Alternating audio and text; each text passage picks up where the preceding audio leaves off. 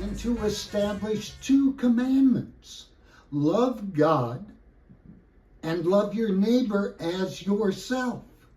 And what has happened is we've allowed money to become so scarce for most of us that our survival is predicated on it, and so we have become slaves to it. So once love of money may have been the root of all evil, but society has progressed to the point where they have made money in its current capitalistic form, fiat form, evil. Yes. It is the capitalistic fiat form. Yes, folks, and we're going to continue this discussion tomorrow. Peace.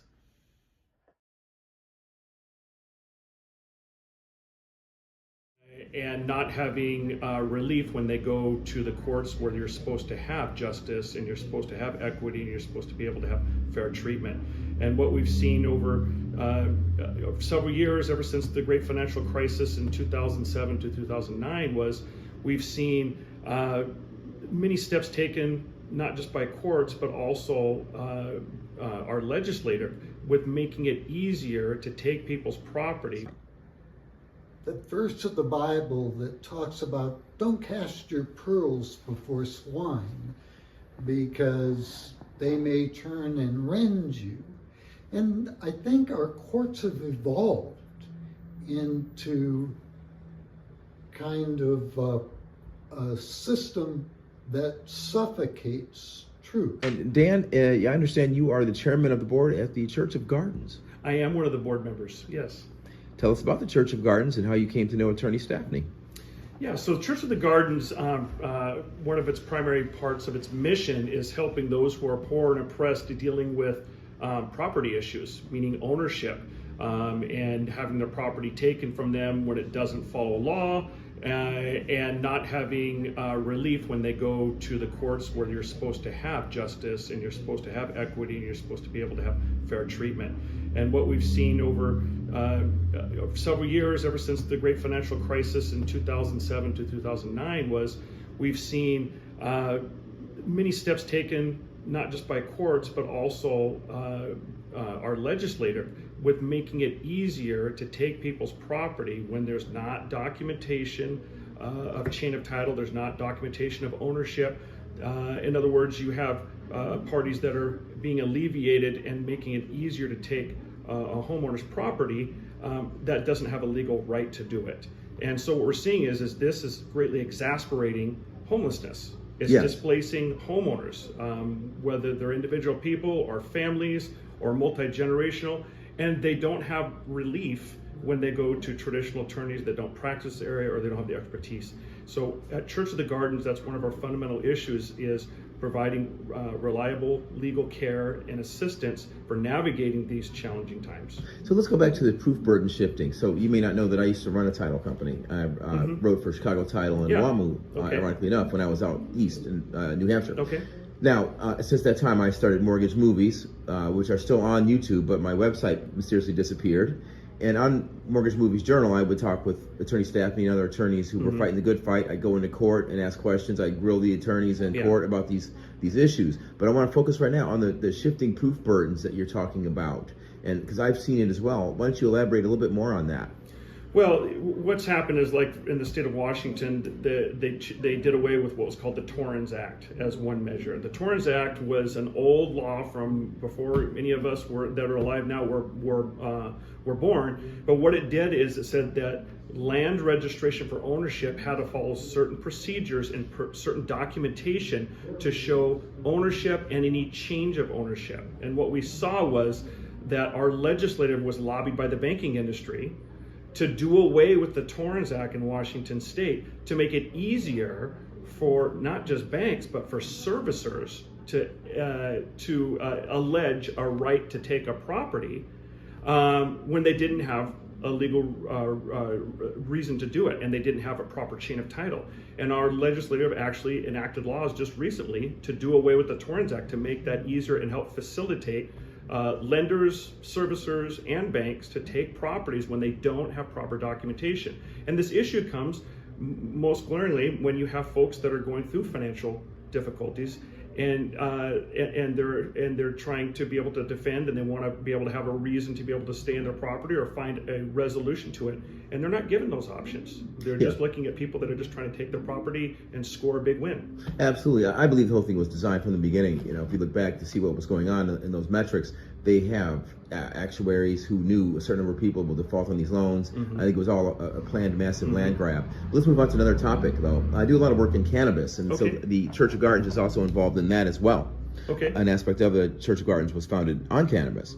And I'll be speaking on 420 at a rather large event, and just discussing the possibility of bringing people who've had property wrongfully taken from them, property and means of livelihood. A lot of the original cannabis medical people, this happened to them. All the collectives, all the blacks, and except for the cronies who got in with the Liquor and Cannabis Board, they're doing just fine. And we're talking quasi-criminal people, like I can name names. You know, the Khalifa family, the Widmer family involved with Khalifa. There's the guy here right in Arlington, Dennis Turner, the Cloud9. That's a false story, a false narrative was told about him, saying that he was a new cannabis equity person. He's been around forever. He was involved in negative litigation years ago.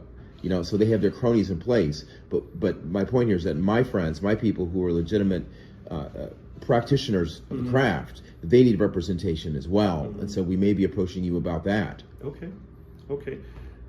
Yeah, and obviously what we've learned and it's just been recently for more mainstream folks is there's lots of medicinal use of cannabis that goes beyond just pain relief and other things that people can use for that. There's certain values that, and for folks that are that in the past have been adjudicated unjustly or have issues with being able to be around that.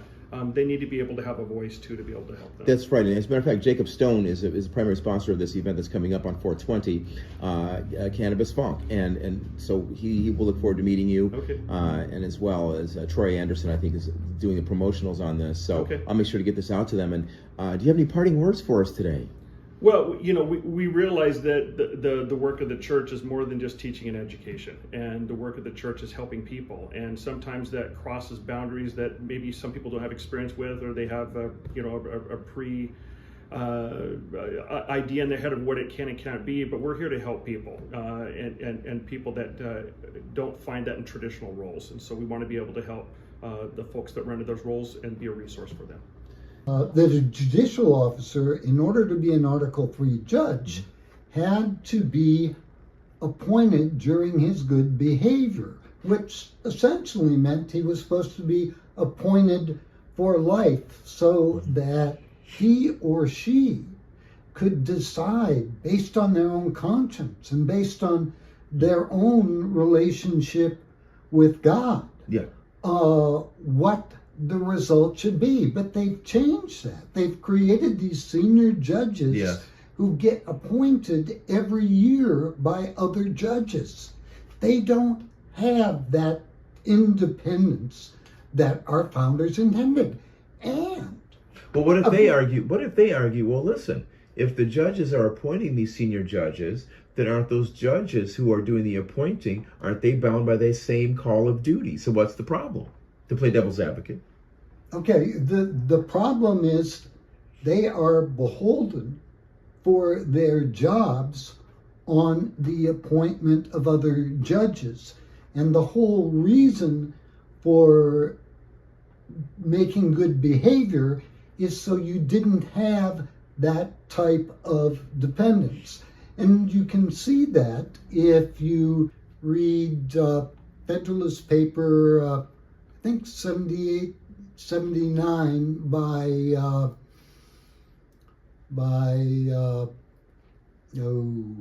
let's see, Madison. I knew. I thought it was Madison too. It's Hamilton. It's Hamilton. Yes. Okay. Yes.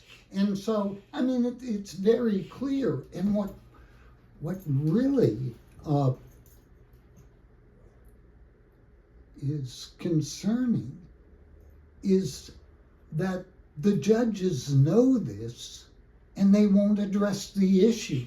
They go way out of their way to make stuff up.